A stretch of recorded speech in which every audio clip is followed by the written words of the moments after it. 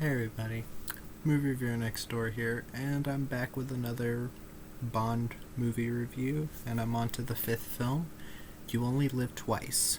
This film came out in 1967. It's directed by Lewis Gilbert, and it stars Sean Connery, Akiko Wakabayashi, Mie Hama, Tetsuro Tamba, and Donald Pleasance. Now, in this film, a mysterious spacecraft captures Russian and American space capsules and brings the two superpowers to the brink of war. James Bond investigates the case in Japan and comes face to face with his archenemy Blofeld. So, what do I think of this film? I also think this is up there with like Thunderball and From Russia with Love as some of Sean Connery's better work, and I know that'll be quite the odd opinion for me to have as a fan of the Bond series. I will explain to the best of my ability why I think these are. I still think that From Russia with Love is easily the best. Well, I used to say this film, You Only Live Twice, was the best of Sean Connery's tenure, but now I say From Russia with Love, specifically because it's the most consistent quality wise with the acting, the action, the overall looks of the film, all that. But this film, I think it has the best action of Sean Connery's films. I know that's not the main thing in a Bond film. It's not like, oh, it has good action, it's a fantastic film. But for these films, like, I think this is easily some of the best action for Sean Connery's films. I think it has some of the best music. I think it has a really good Bond girl. The first one, mind you. And overall, I just think it has the best pacing. Because I legitimately never got bored, and I never thought, oh, that shouldn't be in the film. It doesn't need to be there. So, I'm going to start off with the actors. Sean Connery as James Bond. This is one of the issues I have with this film, because it's not 100% his fault. Behind the scenes, I mentioned in the Thunderball review that Sean Connery wasn't getting much of privacy, even in his own home, while doing these films. It seems that the producers, or just people who had to do with the production of the films, just basically wouldn't give him any room to, like, be by himself at all, which, that's not okay. It's not okay that he had to go through that, and it sucks that it reflects in his performance as well, because he seems very absent in this film. He seems very much like he would rather be anywhere else, and he barely even has any moments where he seems like he's having any fun. Even in the scene where he flies a little mini helicopter, like, how can you not look like you're having fun doing that? But yeah, it's gonna happen, I know. But, I mean, at least he's there. Akiko Wakabayashi as Aki. She is the first Bond girl of this film. I'm getting there. I really liked her. I liked her in the role. I thought she did a decent job acting. I liked that she had... Well, she actually saves Bond's ass quite a few times. So, that was also interesting. She wasn't just like, just there to be pretty. She was pretty, and she was, she knew what the fuck she was doing. But yeah, I really wish she would have been the main Bond girl throughout the film. I have never read the James Bond books. I don't know if I ever will. They just don't seem like my kind of thing, the version of Bond that's in the books. And I'm not a big reader anyway. But I don't know if this was in the book, but I think this isn't really a spoiler, but them killing her off, like, a bit after halfway through the film felt really unearned, Not because I didn't care about her character, I did care about her character, but it kind of felt like they did it just so they could get another woman in the film. And while they do announce before that, oh, you have to take a fake bride in order to pose as a Japanese person, it still feels very unearned. But, sorry about that. The Blu-ray player. Mie Hama as Kissy Suzuki. She is, I don't mention the voices usually, but voiced by Nikki van der Zyl. I think she also voiced Sylvia Trench? I can't remember exactly. I can't remember if it was her or someone else, but I think she voiced Sylvia Trench in Dr. No and From Russia with Love. But she's there. She doesn't really have much to do. She comes in like 45 minutes from the end, and we're supposed to care about her and Bond being together. And that's another issue I have with this film. If Sean Connery was in top form and they had just one Bond girl, I'd easily give this film a 10. Easily. And this would easily be my favorite of the Bond films. But because of those two things, it suffers. She's there. There's nothing really to say about her character. She's so much less interesting than Aki. Or Aki. Tetsuro Tamba as Tiger Tanaka. I liked him. He was fine. He was also dubbed. I forgot who dubbed him. But he helps Bond while he's in Japan. He's the same kind of role that Pedro Armendariz was in From Russia with Love.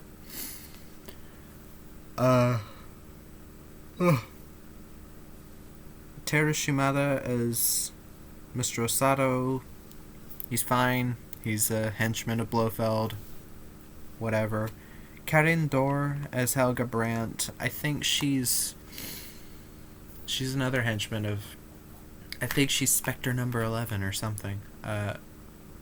She's simply not given enough time in the film to make you care about her, because you get the feeling that she's like being held against her will to do this at first, but then it's an act, and then later it seems like she doesn't really want to do any of this, and then she's just kind of gone. It's like, I guess that's another issue. Even if that issue was in the film, it's not that big of a deal, but Donald Pleasance is Ernst Stavro Blofeld. It's not Blowfield. I've seen the YouTubers that say Blowfield. Sounds awful. Donald Pleasance does a really good job here. He does a really good job playing this character. I think he's very... he has a really magnetic screen presence, and he really works for a villain. And it's nice to see him play one. This is also before he was in Halloween. Almost a decade before he was in Halloween. And yeah, it's just well, more than a decade. Halloween was 79. But yeah, it's nice to see him in a film when he was younger, and, well, not a ton younger, but still. It was nice to see him as a villain. That's what I want to say. But yeah, sorry, I just blanked out. But yeah, this film, I have little to no issues with the film. I think this is it is so close to being a perfect Bond film, with the formula of hot girls, great action, fantastic locales,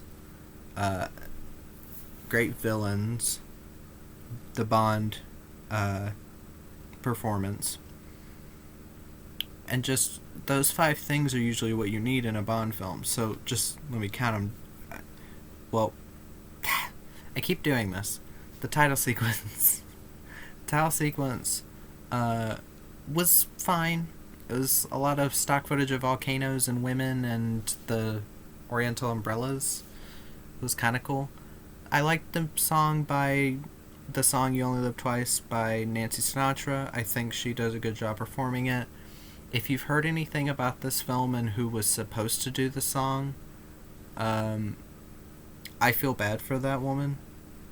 I think it was Julie Walters was supposed to do the song. It's a completely different song, and I really like it. I don't know if I like it as much as Nancy Sinatra's song, but she was told up until really close to the film coming out that her song was in the film, and then they just completely went behind her back. Julie Rogers, that's her name, Julie Rogers. And they just basically were like, oh, let's get Frank Sinatra to do it behind her back. Not behind her back. This is all hearsay. But that he's like, no, let my daughter do it. And then they did that song, and apparently Julie Rogers went to the theater to see the film and was very disappointed to not hear her song in the beginning, because up until that point she thought her song was in the film, which I'll have to say the producers are fucking assholes for that. Like, how the fuck dare you? That's so evil to like make someone think that they made it into a film and then just have them find it out right when they go to see it. But yeah, like I said, the 5 things you need in a Bond film. You've got the girls.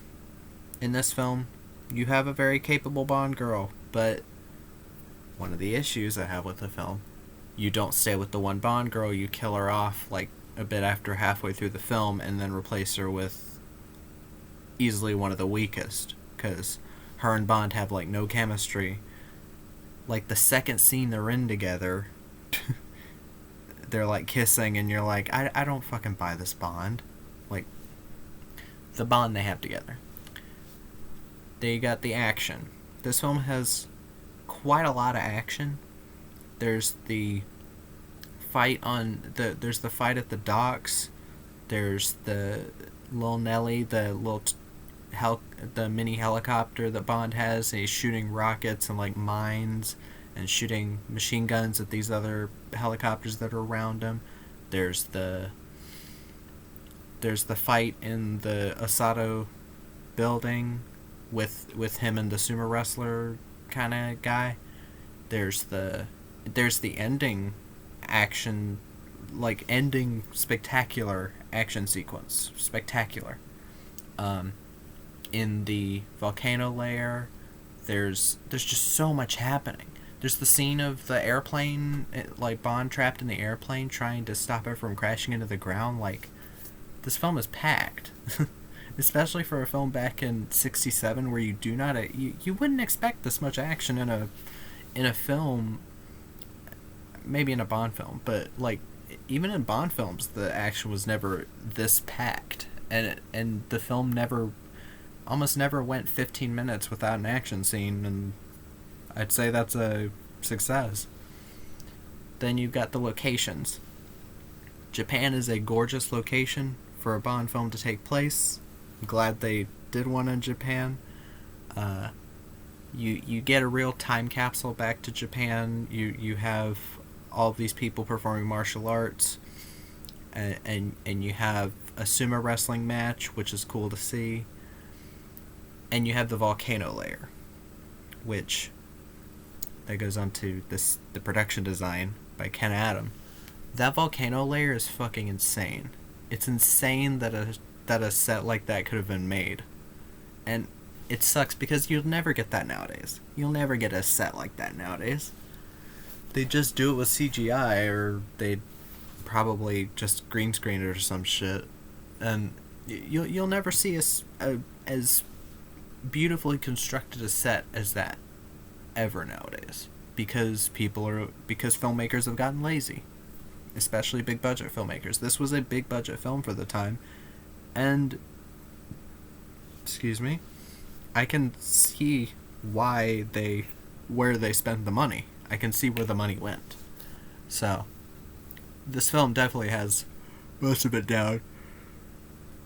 Then the 5th one that they kind of again, Sean Connery is Bond, the performance of Bond.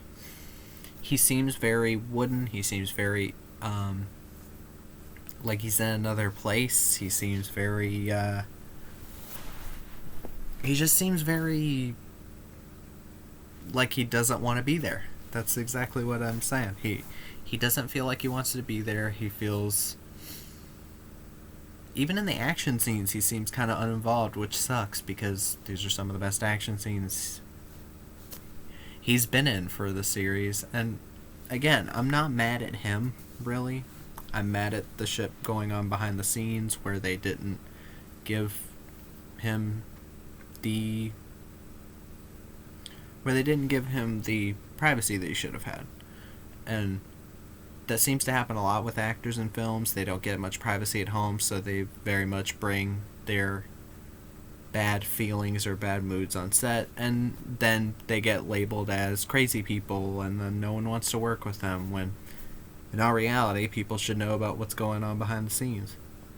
But yeah, I do just legitimately think this is a really damn good Bond film. It's just the two big issues of the Bond girl thing and Sean Connery in the film that really hold it back from me saying it's the best Bond film.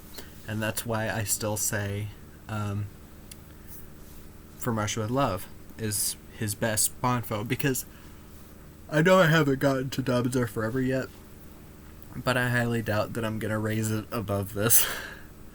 Not that I hated Diamonds Are Forever. I thought it was a fun film.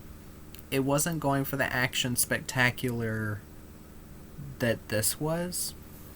It was more going for comedy, and I do like the comedy, and I think it's a fun Bond film. But yeah, like, I do think this is a really damn good Bond film. Now let me get to the pros and cons. Pros. Akiko Wakabayashi is Aki. 100% a pro. Tetsuro Tamba is fine. Donald Pleasance is a great villain in Blofeld. The action is pretty awesome, especially for this time. The score by John Barry, again, an improvement from Goldfinger. Of course, the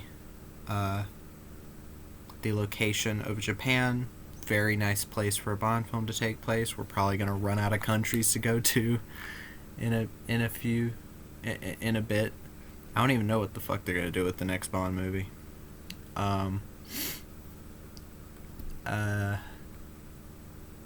Again, this production design by Ken Adam always does fantastic work.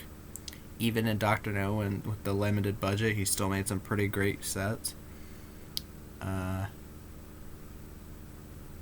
Yeah, the cons, obviously Sean Connery as James Bond, he's very uninterested in the role this time around. Mie Hama, while she does try at times, you never really get much out of her. She's kind of wooden, and she'd probably be really good if she was throughout the entire film, but I really wish that Aki was the Bond girl throughout the entire film. And again, Helga Brandt, I think she's a very meh character because, again, she's not given enough to do, and the whole, oh, she's being held here against her will thing, I mean, within a scene that's dropped. So, that could have gone into an interesting direction of Stockholm Syndrome or something like that, but no. They do talk about that in a later Bond film, but I'll get to that when I get to it. It'll be a while. But yeah, all in all, this is a great Bond film. I don't have any huge issues with it other than Connery and Mie Hama. And yeah, I still think that I'd still say Thunderball is better. Well, no, Thunderball does take a bit to get going. There is a lot happening in Thunderball, but it does take a bit of a slow build thing to it. Yeah, I'd say this is better than Thunderball. It does drop the 10-minute... I don't understand why Thunderball needed to be 2 hours and 10 minutes.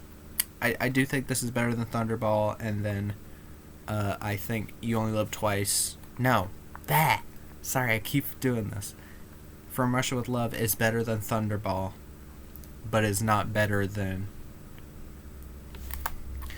This is my ranking so far. From Russia with Love, You Only Live Twice, Thunderball,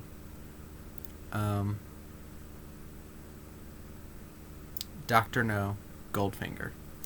And I know that a lot of people are going to disagree with me putting Goldfinger under Dr. No. But it's my ranking, not yours. You're allowed to make your own review. If you want to make your own review, that's awesome.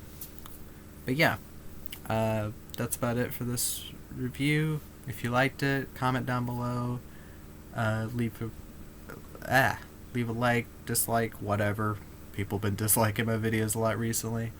And movie review next door.